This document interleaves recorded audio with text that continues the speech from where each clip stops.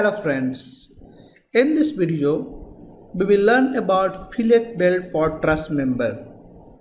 So if you see any truss structure, for example shed at the railway platform, you will see angle sections are connected to the gusset plates and these are connected using welding.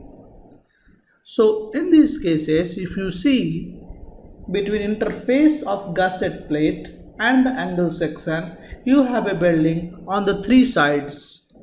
So the question is how we achieve a balanced design and how we calculate the length of weld for the three faces. So we will use force equilibrium method and moment equilibrium to find these lengths. And finally, we will illustrate all this using an example. So let's get started. So this is my gusset plate and angle section. So this is the angle section and this is the gusset plate, and these two are connected through welding. So we have a welding of this interface and welding on another interface and welding on the third interface. So we can do welding and we can basically achieve a connection between angle section and the gusset plate. Now if I look this connection from this side, that is from this direction, it will look something like this. So this is my gusset plate, this is angle section, and this distance, that is the distance of angle or leg size of the angle section, is D, that is given. And the neutral axis of angle section is along this line, and that is at a distance of Y from this leg. So distance is given generally in the SP6 code, that is the handbook. So you can find all these distances by as well as D for a given angle section in SP6 handbook. So we can do welding at this interface that we have just seen, and we can also do welding at this interface. So if I look this from the top, this section will look something like this. So what are the things that we have here? So let's describe. So this length, that is the length or depth of the angle section, that is D, that is given in SP6, and let's say on this face we have welded up to length of L3, and on this face we have welded for a length of L1, and a force P is applied to this angle section which is resisted by the weld. So basically this part of weld, let's say, takes a force of P3, and this part, that is vertical weld, that is taking a force of P2, and this part of weld is taking a force of P1. So basically three parts of weld are taking different forces because lengths are different, and these forces are P1, P2, P3 respectively, and their lengths are L1, D and L3, and a total force of P that is applied to this angle section through external loading mechanism, and this force can come in the structure from the top loading that is coming on the roof. So this is the neutral axis. As I said earlier, we can find the position of neutral axis in SP6 handbook. For each angle section, the length of the neutral axis or depth of the neutral axis from one of the edges is generally given. So this is the Y length that you can find in SP6 handbook. Now one important point at this point, how we calculate P1, P2, P3. So if I have been given lengths, let's assume for the time being that length L1, L3 and D are known to us. Basically these lengths are not known. D is known because the angle dimension that is given in SP6, so D is known, but L1 and L3 is not known. So we don't know P1 and P3. So how we calculate P1 and P3, that is my task. So first let's discuss a general idea how we calculate force in case of belt.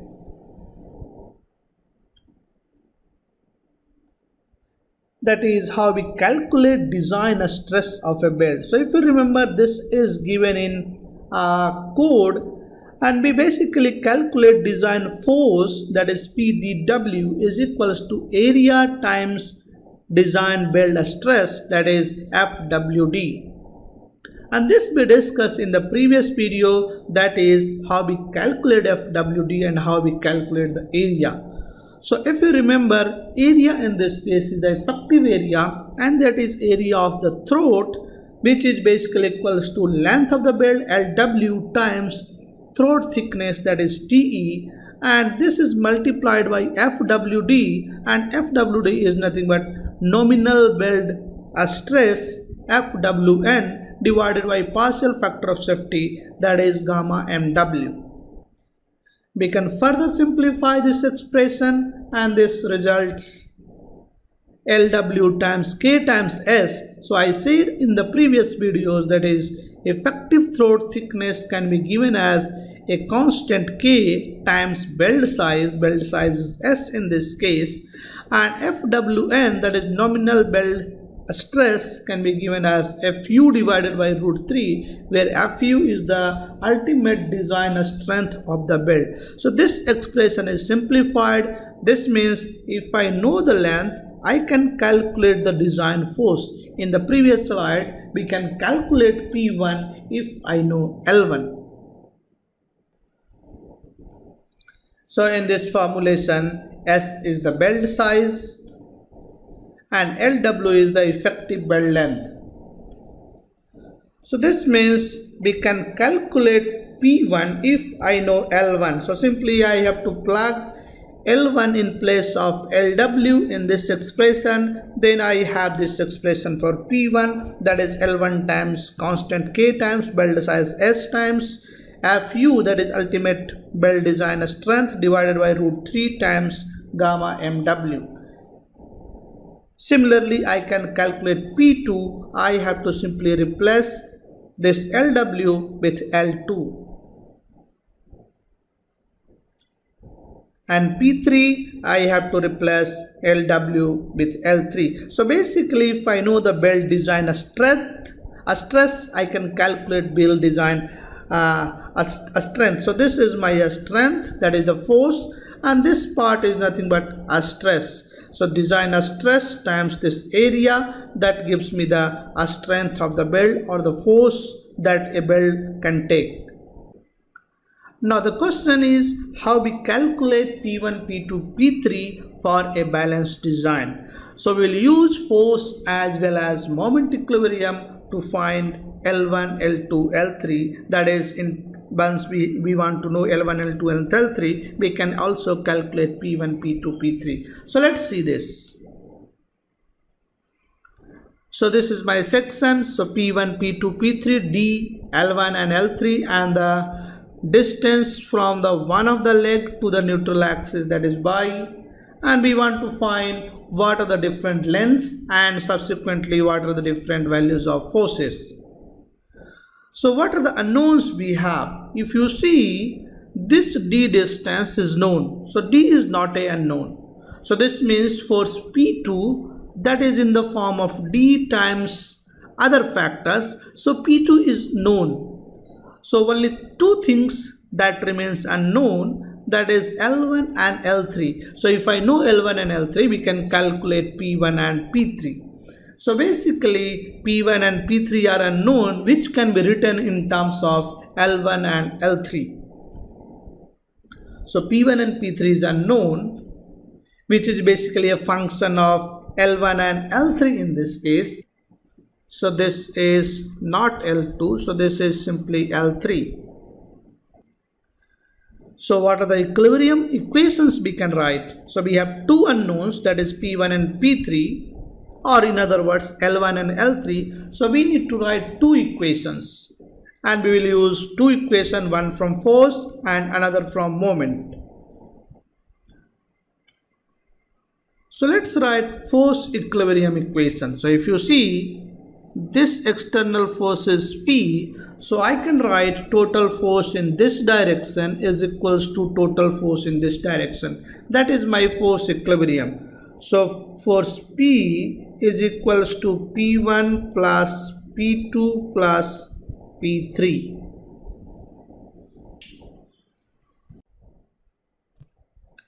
Now let us write moment equilibrium equation. That is, we have to find moment of each forces and we will find along one of the edge. So we can take moment either along the bottom edge or we can take moment along the top edge. So let's take moment along this edge, that is the top edge. So we are writing moment about top edge. So we have three forces, that is P1, P2, P3 and P also. So we have to find moment of each forces and then we have to equate this equals to 0. So let's take force P3 which is acting at a distance of D from this edge. So we can write moment due to P3, that is P3 times D, and this moment is acting in this direction. So let's call this as a positive moment. Now similarly we can find moment due to P2 and the moment due to P2 will be, this is again acting in this direction, so this is positive, so P2 times, and now this force P2 is basically acting along this edge all over. So this is a uniform stress. So if I have a uniform stress, we can assume this is acting at the mid. So this is acting at the mid. So this distance is nothing but D by 2. So we can write the P2 force is acting at a distance of D by 2 from the top edge. So we can multiply P2 times D by 2, that is the moment due to P2. And now force P1 passes through edge, so we will have 0 contribution due to P1 in the moment.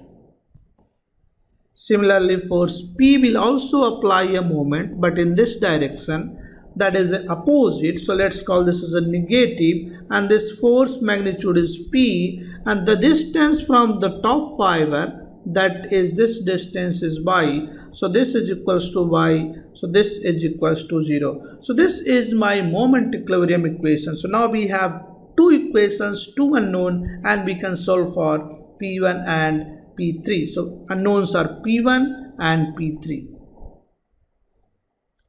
We will illustrate this using an example, but before that let us discuss some codal provisions. So basically about the fillet weld, this clause 10.5.8.2 basically gives where the fillet weld is applied to the rounded toe of a rolled section, the specified size of a weld should generally not exceed 3/4 of the thickness of the section at toe. And this is illustrated in figure 17b. So this is figure 17b. So what this clause is saying, basically at the fillet weld, so if you have a rounded corner, so this corner is rounded. So if you see this portion, so that is this part, that is a rounded corner, that is basically coming from a rolled section.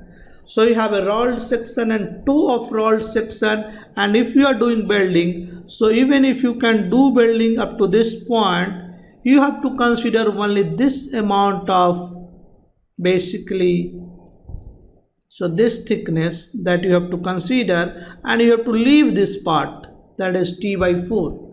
So you have to consider only 3/4 times T, that is the plate thickness. T is given, that is the plate thickness. So this thickness is T, and then your weld thickness will only be 3/4 T. So that is a codal provision, and this is applicable only in case if you have a rolled section and rounded corner at the toe.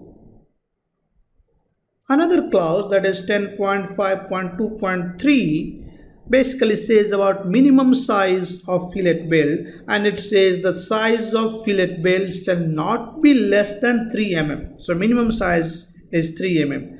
and the minimum size of the first run or of a single run fillet weld shall be given in table 21 to avoid the risk of cracking in the absence of preheating.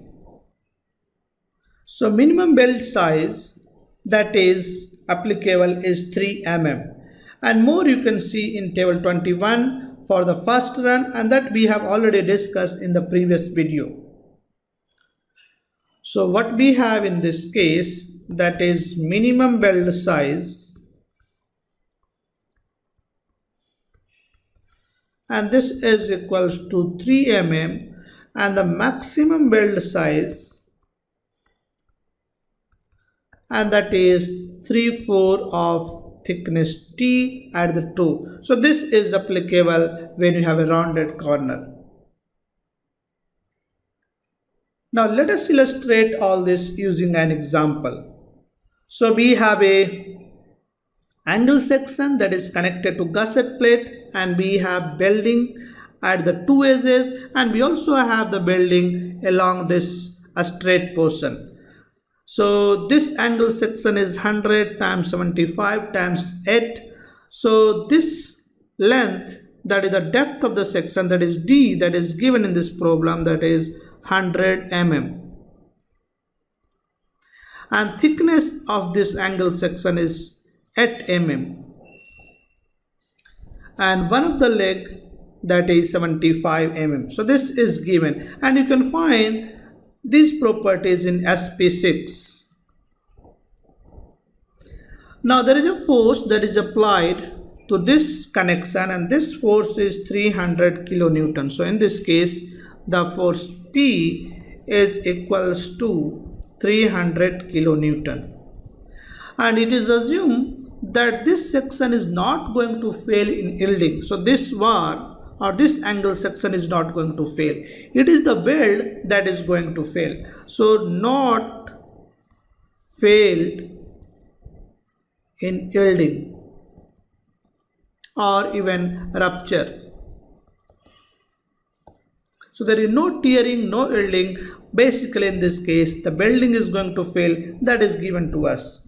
The gusset plate thickness that is given, that is 10 mm, and we have to design this weld. In other words, we have to find length L1 and L3, and we have to assume this is a shop weld for partial factor of safety gamma MW. In that case we can find, and this is equals to 1.25.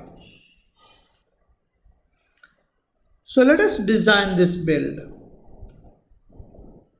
So as I said earlier, the minimum build size that can be 3 mm. So we have minimum build size, and that is equals to 3 mm, and this is a rolled section. So maximum build size,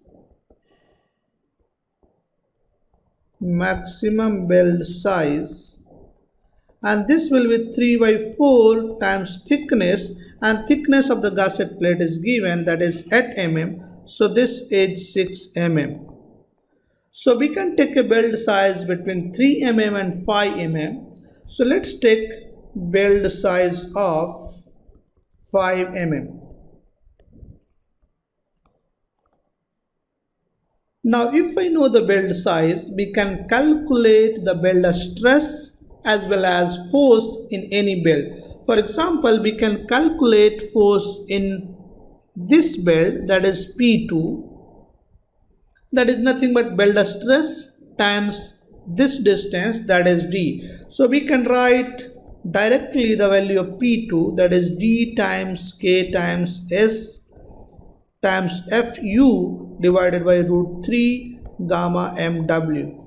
So if I plug all this value, so this is 100 mm and K is 0.7 because we are assuming that the fusion faces are at right angle, and this S is basically 5 mm build, that we have assumed that the build size is 5 mm, and Fu is 410. So given a steel grade is 410, Fe 410.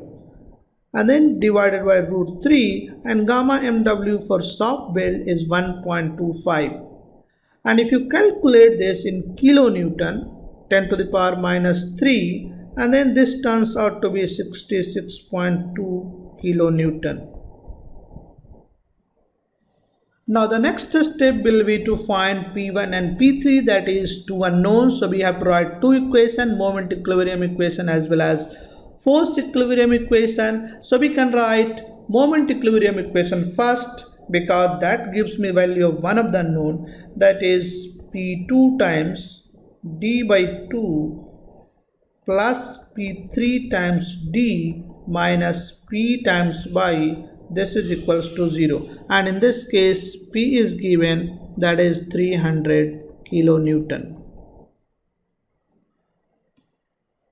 So now if I plug these values, that P2 be already calculated, that is 66.2 times D is 100 divided by 2 plus P3, and D is again 100 minus P is 300 kilonewtons, and this distance y is basically 31 mm, and this you can find from SP6. So if you see SP6, you will find the distance of centroid from one of the leg is equals to 31 mm. So if you calculate all this, then you will find P3 is 59.9 kilonewton. So let's say this is approximately 60 kilonewton. So you have to multiply 10 to the power minus 3 in this case also to convert into kilonewton. No, in this formula I don't have to multiply by 10 to the power minus 3. That is because this is in kilonewton and this is in millimeter, and this kilonewton, millimeter, kilonewton, millimeter. So you see the unit will be in kilonewton, because finally you are going to divide by millimeter from both sides, and then you will left with kilonewton. So P3 is 60 kilonewton. Now if I write force equilibrium, that is P1 is equals to P minus P2 minus P3. So P is nothing but 300 kilonewton and P2 is 66, and P3 we just calculated 60 kilonewton. So this gives me value of P1, this is equals to 174 kilonewton. So once I know the value of P1, I can calculate the value of L1 also. So if you remember, P1 can be given in terms of L1 using this expression, L1 times K times S times Fu divided by root 3 gamma mW.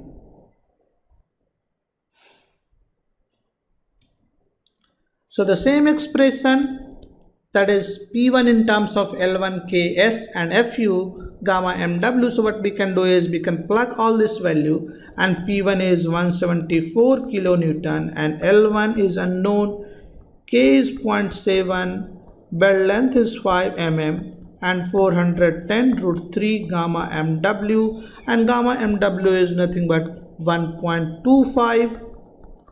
So if I calculate, this gives me a value of L1 is equals to 262 millimeter.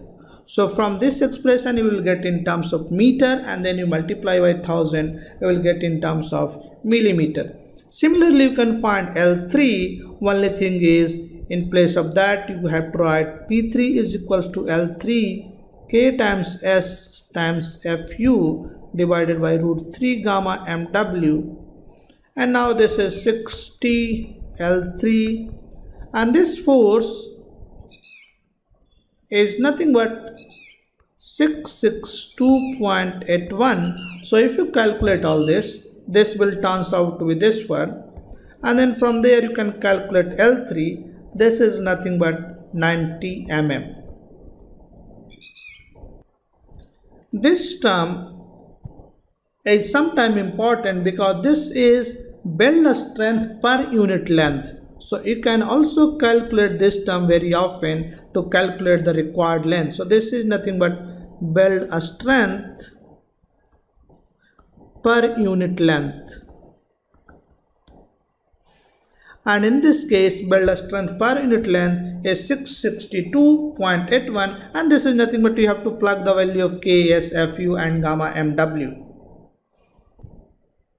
So finally, if I am doing this build, so this is here, and then I have to do this building, that is the D, and this one, that is my L1, and that distance turns out to be 262 mm. So this distance is 262 mm, and this distance is L3, and this distance turns out to be 90 mm, and this is D, which is nothing but 100 mm in this case. So this example illustrates how we can do build design in case of an angle section that is a part of truss member, how we achieve a balanced design in such cases. Basically, we can formalize all this in a procedure, and with that we can call this as a procedure for a balanced build design. So what is the first step? The first step will be build size, calculation of a proper build size, that is selection of a proper build size, and that is coming from the guideline that is given in the code, that is the minimum build size and the maximum build size and the force that you are having. Based upon that, we basically try to select one build size, and then once I have this build size, we can calculate the forces that is resisted by vertical portion of the build, that is in previous case force P2. Now once I know P2, I can write moment equilibrium equation and we can calculate P1. Why we write moment equilibrium? Because once I know P2, my moment equilibrium equation can directly give another unknown, that is P1. Once I know P1, that is one of the unknown, then we can write force equilibrium equation, and once force equilibrium equation has other unknown is known, basically in that case we can calculate P3, that is unknown, easily. Finally, we can compute L1 and L3 because there is a relation between P1, P3 and L1 and L3, that is between force and the length of the build. So we can use that expression to calculate L1 and L3. So this summarizes this video. Basically in this video we learned how we can calculate build design sizes or build lengths using force as well as moment equilibrium method. So we can stop here and we'll see you in the next video. Thank you.